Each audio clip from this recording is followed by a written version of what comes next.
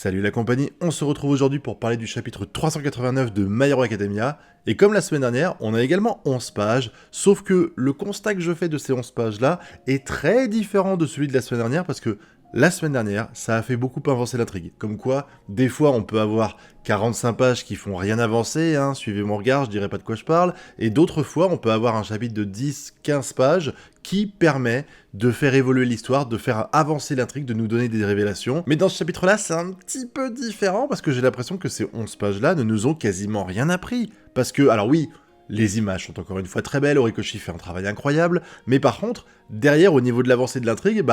Dabi réagit, on voit qu'il est un petit peu désarçonné par ce qui se passe. Déjà, il y a les personnes qui sont en train d'analyser le truc qui disent que la température a baissé, et on peut interpréter ça de deux façons différentes. Soit elle a baissé parce que Dabi est devenu un peu moins fort, ou plutôt il a moins de conviction, donc il a baissé sa température parce qu'il envisage d'arrêter tout ça, soit c'est parce que la famille Todoroki est en train d'utiliser leurs haltères de glace, pour certains, afin de réussir à freiner le pouvoir de Dabi. Et pour moi, le Talk no Jutsu qu'on a eu la semaine dernière, il a presque marché, puisque comme Dabi dit, vous auriez dû le faire plus tôt, c'est parce que avec ce qui vient de se passer avec sa mère et ses frères et sœurs qui étaient là, ça lui a peut-être permis de changer d'avis sur ce qu'il envisageait de faire, à savoir tout faire exploser, mais que c'est trop tard. C'est trop tard parce qu'il a lancé la machine, l'explosion est imminente et il ne peut plus l'arrêter, et c'est pour ça que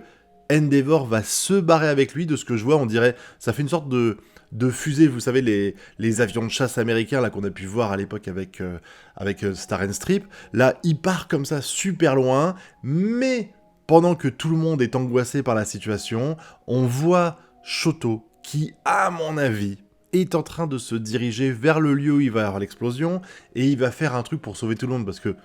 autant je peux imaginer Endeavor crever, mais je ne peux pas imaginer Shoto mourir. Comme je l'ai dit, je pense que dans MHA, quand ça sera terminé, il y aura peut-être des morts. Endeavor va peut-être mourir, All Might va peut-être mourir. Mais par contre, c'est clair et net qu'une chose est sûre, c'est que la classe A, il y aura zéro perte. Il y aura toujours Shoto, il y aura toujours Bakugo, il y aura toujours Tenya, il y aura toujours Midoriya. Même le personnage de Kuiman, alias Mineta, survivra à tout ce qui se passe ici. Donc imaginez que Shoto se déplace dans ce combat-là et meurt, c'est impossible. Donc là, pour moi, soit Shoto arrive et il fera, grâce à son alter de feu froid, il arrivera à atténuer assez le pouvoir de Dabi pour permettre de stopper l'explosion, soit il arrivera trop tard et Endeavor va se faire sauter avec Dabi, même si ça me paraît tellement improbable, encore une fois, parce que ça voudrait dire que tout ce qu'on a eu ici n'a servi à rien. À part peut-être le fait qu'il y ait une sorte de rédemption de Dabi qui pardonne à son père et à sa famille avant de mourir, et qu'il y a pu avoir un dernier contact entre la famille et Dabi, mais je peux pas imaginer une seule seconde Shoto mourir ici. Encore une fois, là, c'est un truc qui me dérange un petit peu, c'est le côté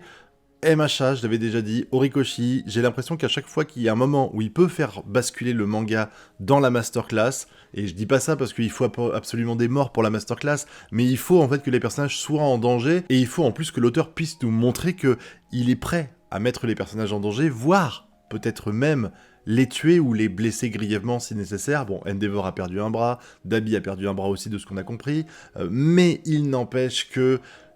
tu te sens pas en danger, c'est-à-dire que là, t'es en train d'avoir une explosion violente, on t'explique que tout le monde est en danger, les deux côtés d'ailleurs, là, il y a deux zones où il y a les combats, les deux sont en danger, et finalement, en fait, t'as peur de rien. Est-ce qu'il y a un d'entre vous, à un moment donné, qui s'est dit « Merde, tout le monde va crever à cause de Dabi ». Non, on s'est pas dit ça. Il y a rien eu d'inquiétant. Enfin, c'est pas qu'il y a rien eu d'inquiétant, c'est que on est tellement habitué à ce qu'à chaque fois qu'il y a une situation dangereuse et périlleuse pour les personnages, il y ait quelque chose qui permet de sauver la situation pour qu'il y ait zéro mort dans les personnages importants, j'entends, pas les secondaires comme Naita et les compagnies, que là, malgré le fait qu'on nous tease une explosion de plusieurs kilomètres, je crois que c'est 10 kilomètres de diamètre en tout, de Dabi, avec à proximité deux gros champs de bataille, des civils qui sont caché et tout ça,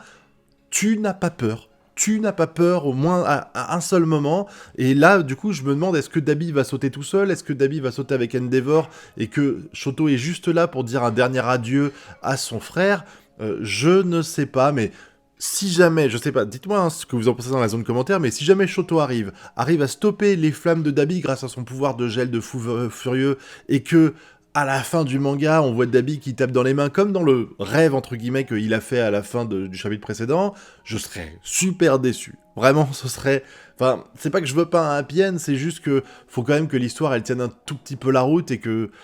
C'est dur à croire. C'est dur à croire que tout est bien qui finit bien pour tous les personnages, que tout le monde vit la vie idyllique qu'il aimerait avoir. Et là, ben, ça me dérangerait personnellement. En tout cas, on a eu 11 jolies pages, à défaut d'avoir des pages qui nous font énormément avancer l'intrigue. En même temps, 11 pages, je m'attendais pas à ce que ça devienne fou et qu'il y ait beaucoup de choses qui se passent. La seule chose véritablement, c'est que Endeavor a décollé avec Dabi et que Shoto est en train de se diriger vers eux deux, avec toutes les questions qu'on peut se poser en suspens vis-à-vis de tout ça, mais c'est quand même super décevant d'avoir l'impression en fait que on est dans la bataille finale, dans une grosse battle royale où il y a des dizaines de protagonistes qui attaquent des dizaines d'antagonistes, et on sait pas où donner de la tête, et on se rend compte que Rikoshi ne sait pas non plus où donner de la tête, parce qu'on est en train de se taper des combats partout. Là, il y a ce qui se passe du côté de Grand Orca et tout ça, on l'a pas vu. Shoto, enfin Ochako et Tsuyu, on la voit 2 secondes affronter les clones de Toga, on n'a pas d'idée véritablement de la situation dans laquelle ils sont actuellement. Bon bah les mutants, on s'en fiche un petit peu de ce qui se passe, mais Midoriya Shigaraki, ça fait des mois et des mois qu'on n'a pas de nouvelles. Là, on avait arrêté All Might qui était devant Endeavor, enfin devant All for One, et on sait pas non plus ce qui va se passer, qu'est-ce qu'il avait dans sa fameuse mallette et tout ça. Il y a zéro info, et je trouve que il y a un vrai problème de rythme en fait. Il y a un vrai problème de rythme dans cette œuvre. Je comprends le besoin de faire du cliffhanger pour nous hyper et tout ça, mais là il y a plein de cliffhangers partout, et en fait, au lieu de nous hyper pour la suite, on est plutôt résigné à se dire, ben on voudrait savoir ce qui se passe là-bas, mais on se doute qu'on le verra pas. C'est un petit peu ce que je ressens actuellement, je sais pas, j'aimerais connaître le ressenti des gens vis-à-vis des machas actuellement, parce que je trouve qu'il y a vraiment... C'est plus frustrant que hypant ce qui se passe en ce moment, à cause de ça justement, à cause de cette intrigue qui avance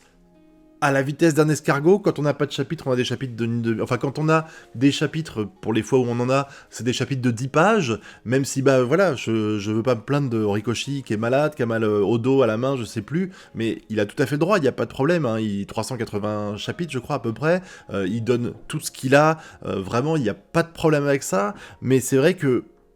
quand il fait des chapitres, il pourrait faire des trucs qui font avancer un peu plus. Je sais pas, est-ce que je suis seul à penser ça, ou est-ce que vous êtes d'accord avec moi et que vous avez vraiment l'impression que ça avance au ralenti, qu'il priorise des choses dont on se fiche presque, j'ai envie de dire. Voilà, dites-moi en commentaire, ça m'intéresse, ce qui n'empêche pas que je vais apprécier que j'ai quand même apprécié malgré tout le chapitre, et que j'attends le prochain avec impatience, avec la frustration dont j'ai parlé avant. Et maintenant, bah, je vais vous laisser, hein, je vous dis à très bientôt pour de prochaines vidéos. Tchuss!